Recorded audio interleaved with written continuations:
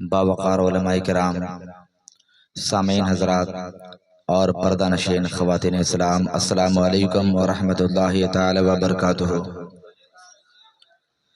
अल्हम्दुलिल्लाह अल्हम्दुलिल्लाहिल्लज़ी अब्दअल अफ़लाक वल अर्दीन वस्सलातु वस्सलामु अला सय्यिदिल अंबिया'i वल मुरसलीन व अला आलिहि व अस्हाबिहि अजमईन, अम्मा बाद, फ़अऊज़ु बिल्लाहि मिनश शैतानिर रजीम, बिस्मिल्लाहिर रहमानिर रहीम।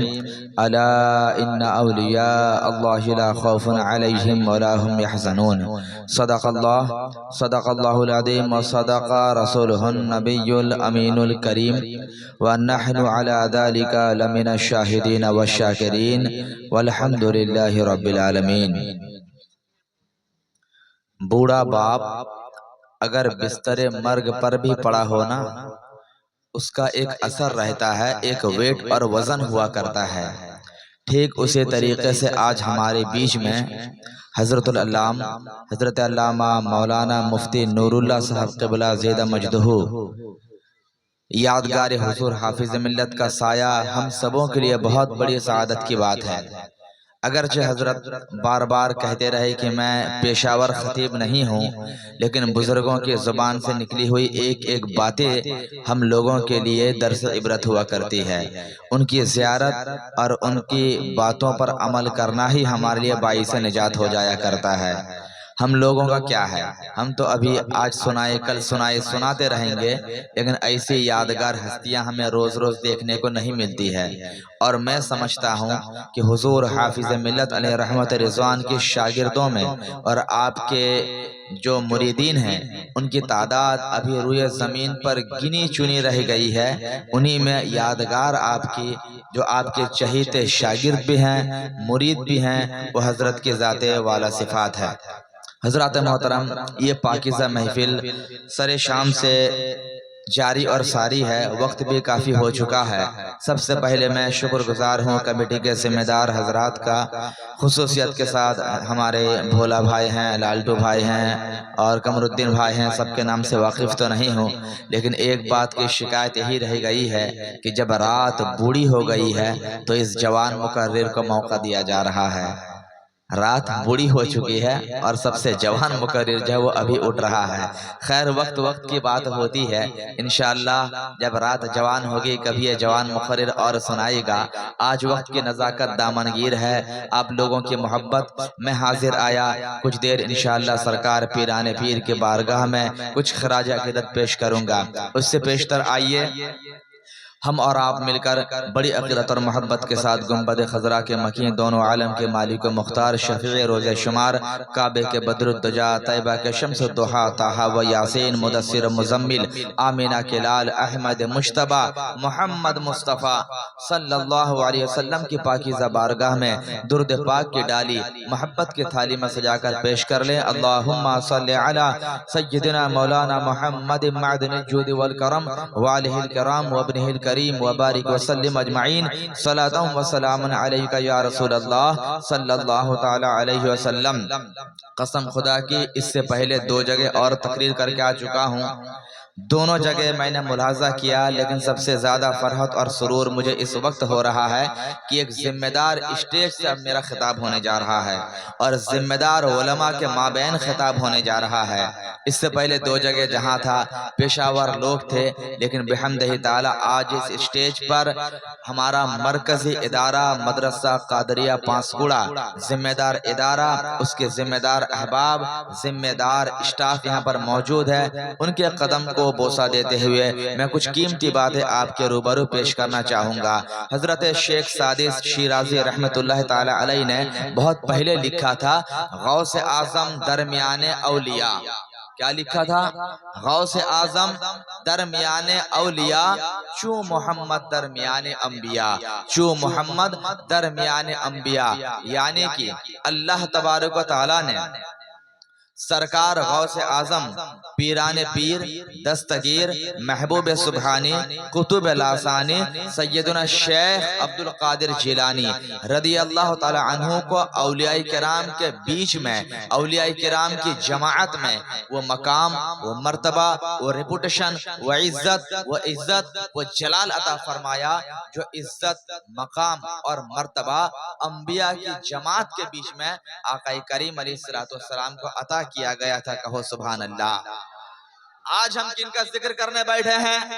आज हम गौसे पाक का जिक्र करने बैठे हैं। कौन गौसे पाक? वो गौसे पाक जिन्होंने खुद इरशाद फरमाया, कदमी हादिही अला रक़बति कुल्ले वलिय्यिल्लाह, मेरा ये कदम तमाम औलिया के गर्दन पर है। कौन गौसे पाक? वो गौसे पाक जो माँ के पेट से पैदा हुए, 18 पारे के हाफिज़ कुरान बनकर पैदा हुए। कौन गौसे पाक? वो गौसे पाक जिनका फरमान आलिशान है, मेरा कोई भी मुरीद उस वक्त तक नहीं मरेगा जब तक उसको सच्ची तौबा की तौफीक नहीं हो जाती है। कौन गौसे पाक? वो गौसे पाक जिनका फरमान आलिशान है, कुम बिइज़्निल्लाह, आपके फरमान आलिशान को सुनकर 100 साल का मुर्दा अपनी कब्र से उठकर खड़ा हो जाता है। कौन गौसे पाक? वो गौसे पाक जो मुर्दा मुर्गे की तरफ इशारा कर दे तो मुर्गा उठकर चलना फिरना शुरू कर देता है। हाँ हाँ, मैं उसी गौसे पाक का जिक्र कर रहा हूँ, मैं उसी गौसे पाक के बारे में बताने जा रहा हूँ जिनका मकाम और मर्तबा इतना ऊंचा है कि जिस तरीके से हमारे नबी तमाम अंबिया के सरदार हैं, ठीक उसी तरीके से सरकार गौसे आजम तमाम औलिया के सरदार बनकर पैदा कर दिए गए हैं। तभी तो बरेली का इमाम, इमाम इश्क मोहब्बत, ताजदार अहले सुन्नत अशाह इमाम अहमद रजा खान, हम सुन्नियों की आन बान शान, जब कलम उठाते हैं तो क्या लिखते हैं? वाह क्या मर्तबा ए गौस है बाला तेरा, वाह क्या मर्तबा ए गौस है बाला तेरा, ऊंचे ऊंचों के सरों से कदम आला तेरा, ऊंचे ऊंचों के सरों से कदम आला तेरा। ऐसा लगता है कि आप हजरात पर नींद का गलबा हो चुका है, नींद आने लग गई है। खैर, हर चीज का एक वक्त होता है। जलसा भी बहुत रात तक, ना मैं खुद इसका कायल हूँ और ना इतने रात तक पढ़ता हूँ। ऐसे वक्त तक जलसा होना चाहिए कि लोग बिल्कुल सुनने के मूड में हो, तब सुनाने का मजा आता है। लेकिन खैर, वक्त की नजाकत है। हजरात मोहतरम, एक हदीस पाक मैं सुनाऊंगा, उसके तशरीह आपके रूबरू पेश करूंगा, फिर इंशाअल्लाह उसके बाद अपनी जगह ले लूंगा। आज हम सरकार गौसे आजम का जिक्र करने बैठे हैं, औलिया किराम का जिक्र करने बैठे हैं। गौसे पाक का मकाम क्या है सुनो प्यारे, गौसे पाक का मर्तबा क्या है सुनो प्यारे, अल्लाह के वलियों का मकाम क्या है सुनो सुनो।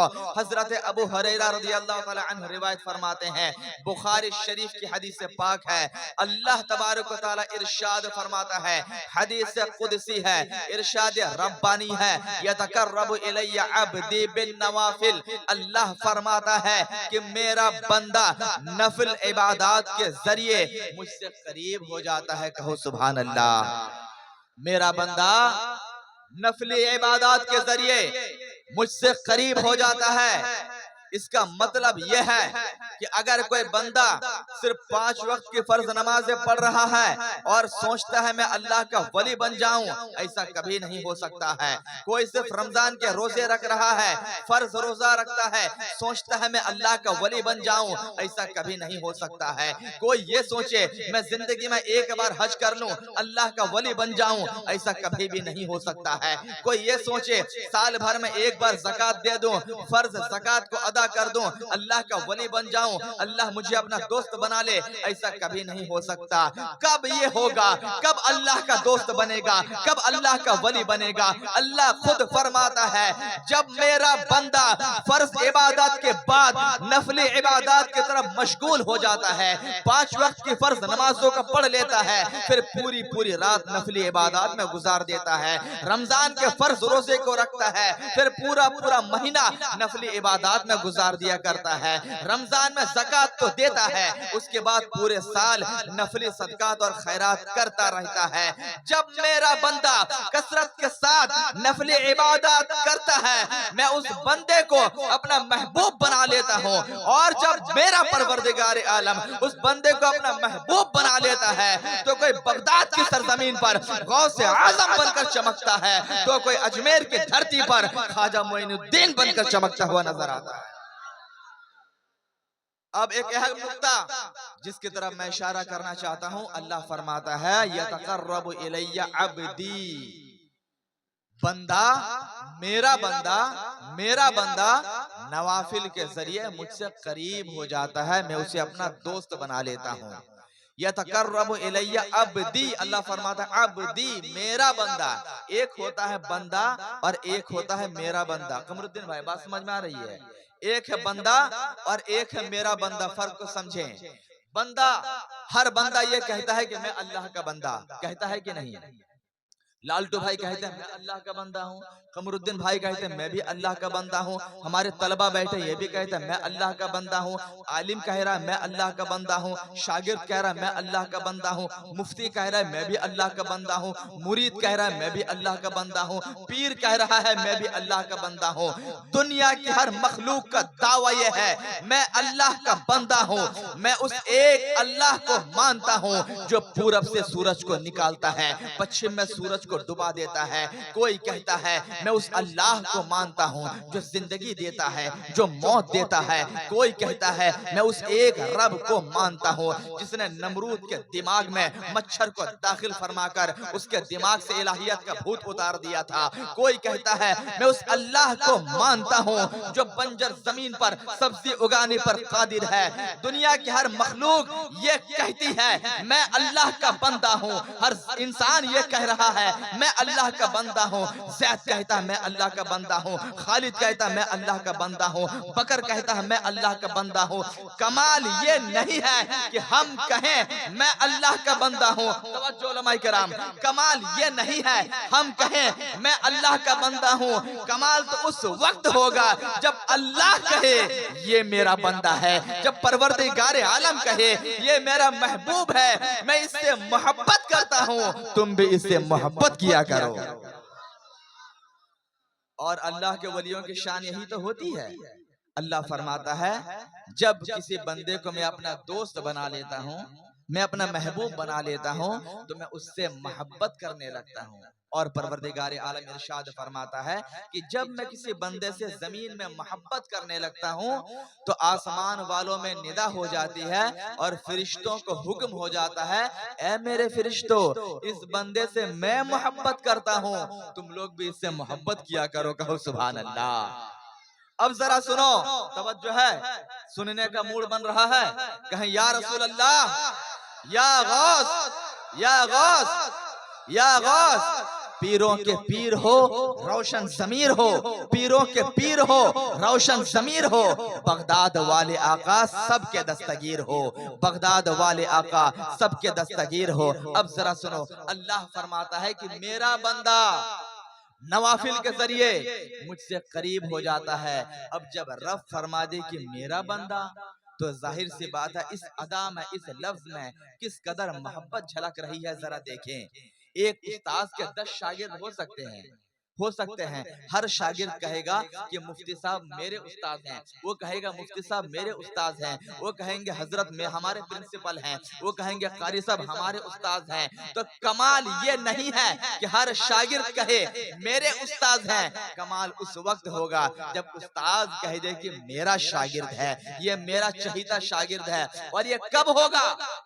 ये तब होगा जब वो शागिर्द बाकमाल हो, वो पढ़ने में अच्छा हो, लिखने में अच्छा हो, उस्ताद की खिदमत करता हो, उस्ताद की खिदमत में रहता हो, बातों को फॉलो करता हो, तब उस्ताद उस पर फख्र करेगा और कहेगा ये मेरा शागिर्द। फिर नतीजा ये होगा कि जब वो शागिर्द उस्ताद का महबूब नजर बन जाएगा, उस्ताद का फेवरेट शागिर्द बन जाएगा, फिर वो तालिब इल्म अगर कोई बात कहेगा तो उस्ताद उसकी बात को कबूल कर लिया करेगा। वो तालिब इल्म किसी बात का इल्तिजा पेश करेगा तो उस्ताद कबूल करते हुए नजर आएंगे, उसकी बातों का रद्द नहीं किया जाएगा। बाप को अपने 5 बेटों में से जिस बेटे पर भरोसा हो जाए, बाप उस बेटे की बात मानना शुरू कर देता है। ठीक उसी तरीके से मैं आपको बताना चाहता हूँ, जब परवरदिगार आलम यतकर्रबु इलैया अब्दी कहकर ये फरमाने आलिशान सुना रहा है कि ये मेरा बंदा है, ये मेरा बंदा है। अब वो बंदा अल्लाह का जब महबूब बन गया, अल्लाह का पसंदीदा बन गया, अल्लाह का वली बन गया, अब वो बंदा अल्लाह की बारगाह में जो भी दुआ करेगा, परवरदिगार आलम उसकी हर दुआ को अपनी बारगाह में कबूल फरमाता हुआ नजर आएगा। नारा नहीं लगेगा? वो भी मैं लगा दूं। नारे तकबीर, नारे रिसालत, बुलंद आवाज से नारे का जवाब दे। नारे रिसालत, मसलके आला हजरत, फैजाने गौसे आजम, अजमते गौसे आजम, शाने गौसे आजम। नारे तकबीर, सरकार बगदाद कॉन्फ्रेंस, नारे रिसालत।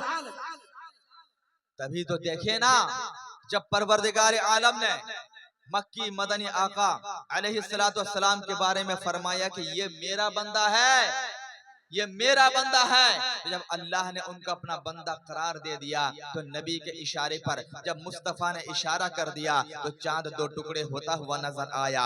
जब मौला जब अल्लाह तबारक व तआला ने हजरत अली के बारे में फरमाया ये मेरा बंदा है, तो हजरत अली के लिए डूबे हुए सूरज को वापस लौटा दिया। जब अल्लाह ने फरमाया ये पीराने पीर, ये अब्दुल कादिर, ये मेरा बंदा है, तो गौसे आजम ने जब कुंबे इज़्निल्लाह तो उनकी बातों पर अल्लाह ने 100 साल के मुर्दे को जिला दिया। जब अल्लाह ने ख्वाजा अजमेरी के बारे में कहा ये मेरा बंदा है, तो सरकार ख्वाजा गरीब नवाज के ईमा और इशारे पर पूरे आना सागर को एक कूजे में आना पड़ गया। तो पता चला जब अल्लाह तबारक व तआला किसी बंदे के बारे में कह दे ये मेरा बंदा है, तो अब वो बंदा अल्लाह की बारगाह में जो भी दुआ करेगा उसकी हर दुआ अल्लाह की बारगाह में मकबूल हो जाया करेगी, हर दुआ अल्लाह की बारगाह में कबूल हो जाया करेगी। तभी तो जब वो बुढ़िया 12 साल की कश्ती जिसकी डूब चुकी थी, जिसका दूल्हा बेटा डूब चुका था, जिसकी दुल्हन बहू डूब चुकी थी, कश्ती में बाराती डूब चुके थे, बुढ़िया बड़ी इल्तिजा लेकर, आरज़ू लेकर सरकार गौसे आज़म की बारगाह में आती है।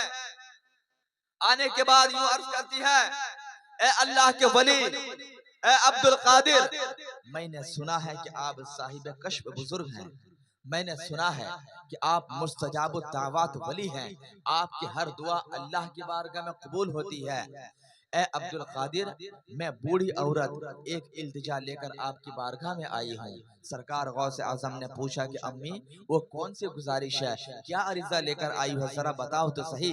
उस बूढ़ी औरत ने कहा कि हुजूर बात इतनी सी है कि मेरा एक सहारा था, मेरा इकलौता बेटा था, लेकिन मामला ये हुआ कि मेरा बेटा आज से 12 बरस पहले समंदर पार होकर शादी करने के लिए गया था, लेकिन खुदा की मशियत, खुदा की मशियत ये हुई, खुदा की शान ये हुई कि जब वो कश्ती में सवार होकर दुल्हन लेकर आ रहा था तो पूरी की पूरी कश्ती समंदर में डूब गई, बेटा भी हलाक हो गया, बहू भी हलाक हो गई, सारी कश्ती के सवारी हलाक हो गए, बारात हलाक हो गए। हुजूर मैं सुनी हूँ कि आप अल्लाह के वली हैं, आपकी हर दुआ अल्लाह की बारगाह में कबूल हो जाती है, आप दुआ फरमा दे कि अल्लाह मेरे बेटे को जिंदगी अता फरमा दे। कहो सुभान अल्लाह। अकीदा देखो, आज का इंसान कहता है वली के बारगाह में मत जाओ, वहां जाकर मांगना शिर्क है, वली तुम्हें क्या देंगे, जो देना है खुदा देगा।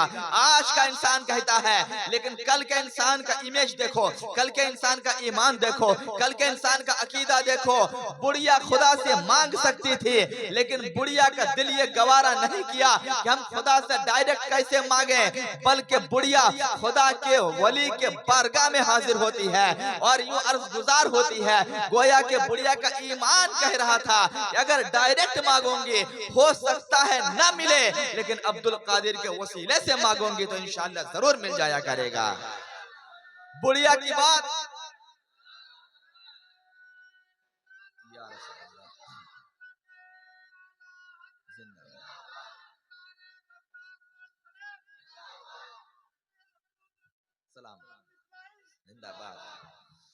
हजरात मोहतरम, जब बूढ़ी औरत ने ये बात पेश की तो सरकार गौसे आजम को रहम आ गया।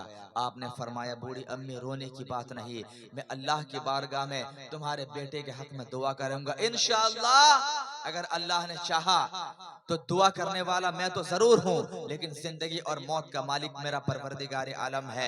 मैं दुआ करूंगा इंशाअल्लाह अल्लाह तुम्हारे बेटे को अता फरमाएगा, अल्लाह तुम्हारी बहू को जिंदा फरमा देगा। अब दुआ के लिए हाथ उठाते हैं। कौन हाथ उठाते हैं? आज का इमाम हाथ नहीं उठा रहा है, आज का पीर हाथ नहीं उठा रहा है, आज का खतीब हाथ नहीं उठा रहा है, आज की बहू बेटी हाथ नहीं उठा रही है, बल्कि हाथ उठाने वाला कोई आम शख्सियत नहीं, पीराने पीर हैं, दस्तगीर हैं, रोशन समीर है, महबूब सुबहानी है, कुतुब लासानी है, शेख अब्दुल कादिर जिलानी है। दुआ के लिए हाथ को उठाया।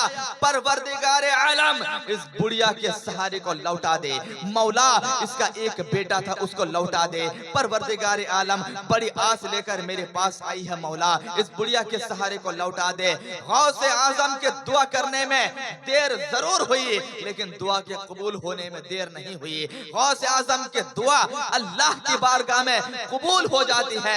समंदर के किनारे लोगों का मजमा लगा हुआ होता है, भीड़ लग जाती है। अब क्या होने वाला है? देखने वालों ने देखा, आंखें फटी की फटी रह गई। लोग क्या देख रहे हैं? गौसे आजम दुआ कर रहे हैं। समंदर का सीना चाक हो जाता है, समंदर अपना सीना फाड़ देता है। दूल्हा समंदर से निकल कर आ रहा है, दुल्हन समंदर से निकल कर आ रही है, कश्ती समंदर से निकलती हुई नजर आ रही है, बारात के लोग समंदर से निकलते हुए आ रहे हैं। किसी पूछने वाले ने पूछा, ये कैसे हो सकता है? 12 साल पहले जो कश्ती डूब चुकी थी, जो लोग मर चुके थे, वो जिंदा कैसे हो सकते हैं? हातिफे गैब से आवाज आई, अब्दुल कादिर तू दुआ कर, अब्दुल कादिर तू दुआ कर। कश्ती को डुबाने वाला भी मैं हूँ और कश्ती को तैराने वाला भी मैं हूँ।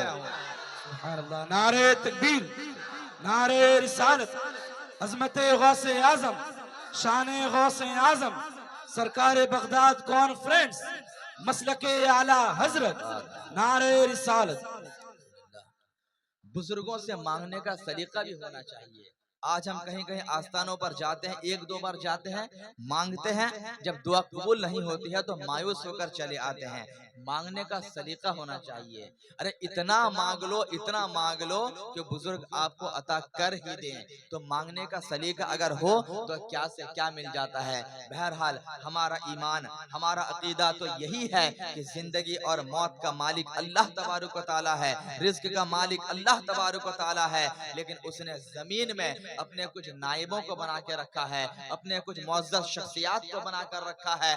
रिज्क अल्लाह देता है, बांटने वाले अब्दुल्ला हुआ करते हैं। जिंदगी अल्लाह देता है, लेकिन जिंदगी में दराजगी अल्लाह वालों के वास्ते से होती है। मौत अल्लाह देता है, लेकिन मौत को टालने का काम अल्लाह के औलिया किया करते हैं। हमारा ईमान, हमारा अकीदा यही है कि गौसे आजम अल्लाह नहीं है, लेकिन अल्लाह ने आपको वो मकाम अता कर दिया था कि अगर अल्लाह की बारगाह में कोई दुआ करें तो परवरदिगार आलम उस दुआ को जरूर कबूल फरमा लिया करता है।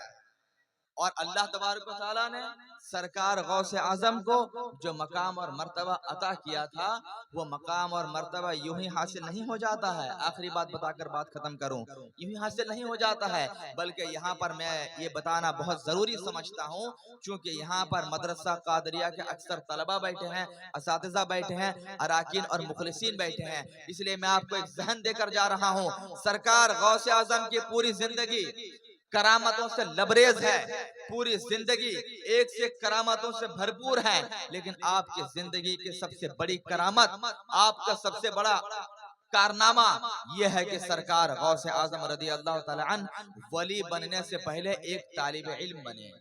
25 बरस तक आपने इल्म दीन हासिल किया, और कहाँ हासिल किया? आलिशान टाइल्स वाले मदरसे में हासिल नहीं किया, बल्कि मदाइन और इराक के जंगलों में रहकर सरकार गौसे आजम ने 25 साल तक इल्म दीन हासिल किया, मुजाहदा किया, नफ्स से मुकाबला किया, शैतान से मुकाबला किया। और खाते क्या थे? आपके सीरत निगारों ने लिखा है, आपकी सीरत पर सबसे मोतबर किताब जो लिखी गई है बहजतुल असरार शरीफ, उसके अंदर लिखा है कि सरकार गौसे आजम जिनकी शान आज हम बयान करते हैं, 25 साल मदाइन के जंगल में रहकर जब इल्म दीन हासिल करते तो घास भूसा खाया करते थे, समंदर का पानी पिया करते थे और जमीन के ऊपर सो जाया करते थे। मेरे अजीज तलबा, आज आपको मदारिस की दुनिया में आलीशान खाना मिलता है, आपको मुर्गा मिलता है, आपको बिरयानी मिलती है, लेकिन आप फिर भी उस कदर मेहनत नहीं करते हैं जिस कदर करनी चाहिए। जरा गौसे आजम की जिंदगी को देखो, दौरान तालिबे इल्मी में आदमी के साथ कैसे मशक्कतें आती है, कैसी परेशानियां आती है। हम सरकार गौसे आजम को मानते तो हैं, लेकिन सरकार गौसे आजम की नहीं मानते। उनके नाम पर जश्न तो जरूर कर रहे हैं, उनके नक्शे कदम पर नहीं चलते। हमारे तलबा के लिए सबसे बेहतरीन नमूना अमल सरकार गौसे आजम की जिंदगी का ये वाला गोशा है कि मेरे गौसे पाक जब इल्म दीन हासिल कर रहे थे, 25 साल तक तकलीफ उठाई, मशक्कत उठाई, फिर आपने इल्म दीन हासिल किया, फिर आपने वो मकाम अता फरमा लिया, अल्लाह ने आपको मकाम अता कर दिया कि खुद मेरे गौसे पाक इरशाद फरमाते हैं, दरस्तुल इल्म हत्ता सिरतु कुतबन व निलतु साद मिन मौलाल मवाली। मैंने इल्म दीन हासिल किया, इतना हासिल किया कि अल्लाह तबारक व तआला ने मुझे कामयाबी से हमकिनार अता फरमा दिया। आज भी अगर हमारे तलबा सरकार गौसे आजम के नक्शे कदम पर चले, तालिबे इल्मी के दौर में थोड़ी सी मेहनत कर लें, मशक्कत कर लें, कुछ भूख, कुछ प्यास, कुछ खाने की तकलीफ को बर्दाश्त कर लें, तो यकीन जाने गौसे आजम ना सही लेकिन आप गुलाम गौस जरूर बनते हुए नजर आओगे। गौसे आजम ना सही लेकिन आप गौसे पाक का दीवाना बनते हुए जरूर नजर आओगे। आज आप मदरसे की टूटी चटाई पर बैठकर क़ाल अल्लाह क़ाल रसूल की सदा बुलंद कर रहे हो। दुनिया वाले मदरसा के तलबा को हकीर जरूर समझते हैं, लेकिन अल्लाह की बारगाह में मदरसा के तलबा का मकाम इतना ऊंचा है, इतना ऊंचा है कि अल्लाह के नबी ने इरशाद फरमाया, अगर कोई मदरसे का तालिबे इल्म किसी कब्रिस्तान के पास से फकत गुजर जाए, न दुरूद पढ़े न कलमा पढ़े, सिर्फ गुजर जाए, तो उसके गुजरने की बरकत से अल्लाह तबारक व तआला उस कब्रिस्तान से 40 रोज के लिए अपने अजाब को उठा लिया करता है। आज मदरसा के तलबा को लोग हकारत की निगाह से देखते हैं। कोई आलिम बन जाता है तो लोग बेटी देने में कतराते हैं कि मौलवी 8-10 हजार महीना कमाता है, ये बीवी को कैसे पालेगा। लोगों की थिंकिंग यहाँ तक होती है, लोगों की सोच ये हो गई है। मेरे अजीजों, मैं आपको जहन देना चाहूंगा, उलमा की तनख्वाह और सैलरी मत देखो कितना कमा रहे हैं, बल्कि ये देखो कि उनका मकाम और मर्तबा क्या है, उनका मकाम और मर्तबा क्या है। अल्लाह के रसूल ने उनको मुअज़्ज़ज़ बनाया है। नबी पाक ने इरशाद फरमाया, अल उलमाउ वरसतुल अंबिया। अरे कम से कम ये देख लो, ये उलमा है, ये नबी के वारिसीन है, ये उलमा है, ये तुम्हारे मस्जिद के इमाम है, ये उलमा है, तुम्हारे मदरसे के मुदर्रिस हैं। अगर आलिम है पूरी आबादी में शादमानी है, अगर आलिम है पूरी आबादी में इस्लामिक कल्चर का गलगला होगा, अगर आलिम है पूरी आबादी में लोगों के ईमान की हिफाजत होगी, अगर आलिम है तो पूरी आबादी में हमारे बच्चे सही रास्ते पर चलते हुए नजर आएंगे। कसम खुदा की, अगर उलमा उठा लिए जाएं तो कयामत बर्पा हो जाएगी। अगर उलमा समाज में ना हो तो दुनिया में तारीकी ही तारीकी छा जाएगी। तभी तो नबी पाक ने इरशाद फरमाया, कुर्बे कयामत उलमा उठा लिए जाएंगे, यानी जब तक दुनिया में उलमा रहेंगे कयामत नहीं आएगी, और जब उलमा उठा लिए जाएंगे दुनिया में कयामत कायम कर दी जाएगी। उलमा का मकाम इतना ऊंचा है, उलमा का मकाम इतना अरफा व आला है। सरकार गौसे आजम ने पहले इल्म दीन हासिल किया, फिर अल्लाह तबारक व तआला ने आपको विलायत का मकाम अता फरमाया है। इसी बिना पर हमें सबसे पहले चाहिए कि हम एजुकेशन को फोकस करें। जलसा जुलूस करना ये सुन्नत है, मुस्तहब के दर्जे में है। ये चादर, ये घाघर, ये लंगर, ये फर्ज वाजिब नहीं है, लेकिन नबी पाक ने इरशाद जरूर फरमाया है, तलबुल इल्म फरीज़तुन अला कुल्लि मुस्लिमिन व मुस्लिमा।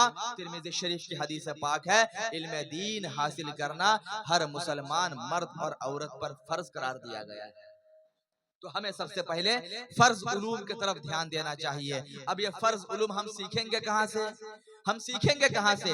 तो इन फर्ज उलूम को सीखने का सबसे अहम जरिया मदारिस अरबिया है, मदारिस इस्लामिया है। आप मदरसे का रुख करें, हमारे उलमा की टीम बैठी हुई है। ये उलमाए किराम, ये अइम्माए किराम आपको इल्म दीन सिखाएंगे, अल्लाह की बात, रसूलुल्लाह की बात सिखाएंगे। सबसे अहम जरिया मदरसा है। और अगर आप मदरसा नहीं आ सकते, आपका वक्त निकल चुका है, तो उसके बाद उलमा ने फरमाया दूसरा तरीका यह है कि उलमा की सोहबत में बैठा करें। अब उलमा की सोहबत में बैठने का सबसे अहम जरिया क्या है? ये महफिल मिलाद है, ये जलसा और जुलूस है। तो जिस तरीके से तबलीग दीन का काम मदरसे के मसनद से बैठकर हो सकता है, ठीक उसी तरीके से तबलीग दीन का काम इन जलसों के जरिए से भी हो सकता है। अगरचे तदरीस का काम तकरीर से ज्यादा मुश्किल है, लेकिन फिर भी अवाम अहले सुन्नत को समझाने के लिए, उनके बीच में तबलीग करने के लिए, उनको सही रास्ते पर लाने के लिए बहुत अहम जरिया ये जलसा हुआ करते हैं। हम इसी बिना पर अपने बुजुर्गों की याद मनाते हैं। इस बहाने से अपने बुजुर्गों के फैजान भी हम पालेंगे और उनकी तालीमात को भी आम कर देंगे, उनके फैजान से मालामाल भी हो जाएंगे और लोगों को बुजुर्गों की बातें बता बता कर हम सही रास्ता दिखाने की कोशिश करते हुए नजर आएंगे।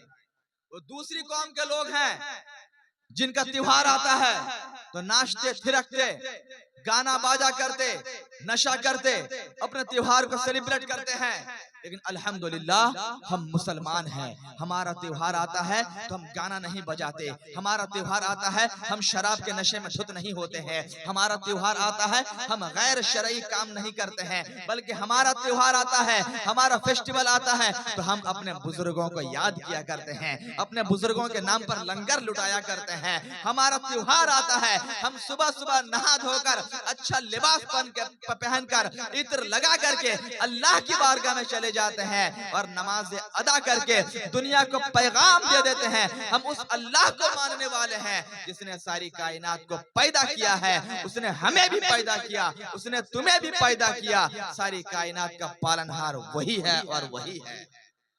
तो हम मुसलमान हैं, हमारा तरीकाकार, हमारा दस्तूर बिल्कुल अलग होना चाहिए, किसी कौम के मुशाबे नहीं होना चाहिए। वक्त काफी हो चुका है। आज मेरी तकरीर का उन्वान का एक टॉपिक ये भी था कि इस्लाह मुआशरा के तहत औरतों के ऊपर कुछ रोशनी मुझे डालनी थी। औरतों के बीच में जो गलत रस्में, गलत फहमियां हैं, उस ताल्लुक से कुछ बातें बयान करनी थी। इंशाअल्लाह जिंदगी सलामत रही, कहीं और मौका मिला, कल इंशाअल्लाह बगल में कहीं और जलसा है तो इस टॉपिक पर औरतों के ताल्लुक से जो गलत रस्म और रिवाज है, औरतों के बीच में जो गलत दस्तूर कायम और दायम है, उस ताल्लुक से इंशाअल्लाह कल तफसीली गुफ्तगू होगी। जिंदगी सलामत रही, फिर हम मिलेंगे, आप मिलेंगे, भरपूर गुफ्तगू होगी। अल्लाह तबारक व तआला की बारगाह में बस इतनी दुआ है कि मौला इस पाकीज़ा महफिल को अपनी बारगाह में कबूल फरमा ले। जिन हजरात ने जिस तरीके से इस प्रोग्राम को रचाया, बसाया, सजाया है, मौला सबके कुर्बानियों को अपने बारगाह में कबूल फरमा ले। वाखिर दावाना अनिल हम्दुलिल्लाहि रब्बिल आलमीन। अस्सलामु अलैकुम।